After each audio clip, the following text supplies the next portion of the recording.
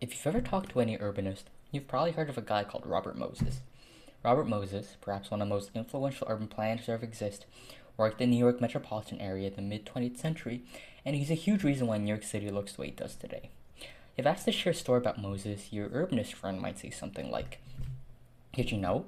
Robert Moses purposely built the Southern State Parkway's bridges lower than the height of a bus. This was so poor people who rely on bus service, mostly New York City's black population, couldn't access the beach at the end of the parkway."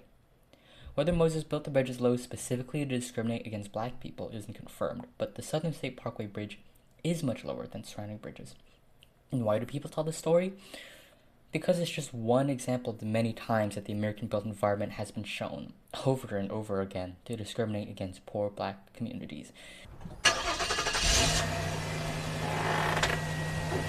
In the 1930s and 40s, the federal agent known as the Homeowners Loan Corporation created a bunch of maps of American cities. These maps are made to evaluate how risky it would be to give someone living in a certain neighborhood a mortgage or a loan.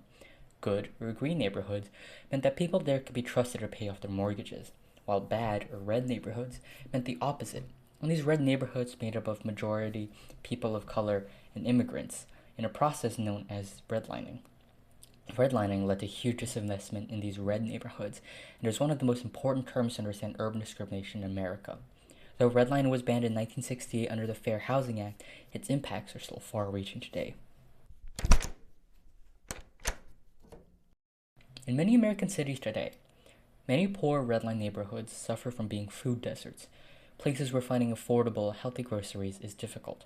This leads to overconsumption of cheap, often highly processed food that's more available in convenience stores and bodegas. Some other redline neighborhoods today have pharmacy deserts, where local pharmacies are too far away, making it difficult for people, especially the elderly and disabled, to obtain the medicine that they need. And why aren't grocery stores and pharmacies being built in these communities in the first place? Because decades of disinvestment caused by redlining leads developers today to view these poor neighborhoods as undesirable locations to build a new CVS or supermarket chain. Apart from a lack of construction, another reason why these deserts are created is due to difficulty reaching healthy grocers or pharmacies in richer neighborhoods. Part of that can actually be attributed to one of the most prominent features of American infrastructure, the highway. At the same time that many highway products are beginning, many forms of segregation, in schools, in restaurants, in bathrooms, etc., were being outlawed. Thus, highways became a quote-unquote legal way to separate redlined poor black communities from rich white ones. I-695 was a proposed highway in the greater Boston area. It was a C-shaped highway that would have created a wall of traffic that separates the majority black, historically redlined neighborhood of Roxbury from downtown Boston. In total, 7,000 families would also have to be displaced to create space for this highway. While it's a great thing that I-695 was never built thanks to the efforts of local civil rights activists, in communities where highways were successfully built, the air and noise pollution from the highway becomes incredibly detrimental for the nearby residents' health.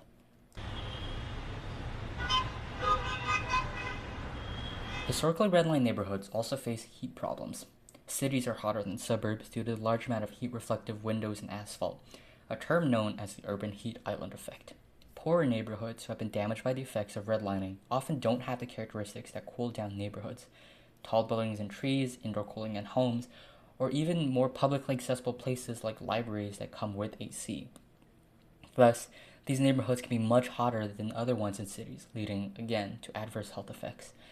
And with the way climate change is warming up our environment, these neighborhoods are only getting hotter and hotter on average. However, it's not all bad news. We can do something about this, and many cities have.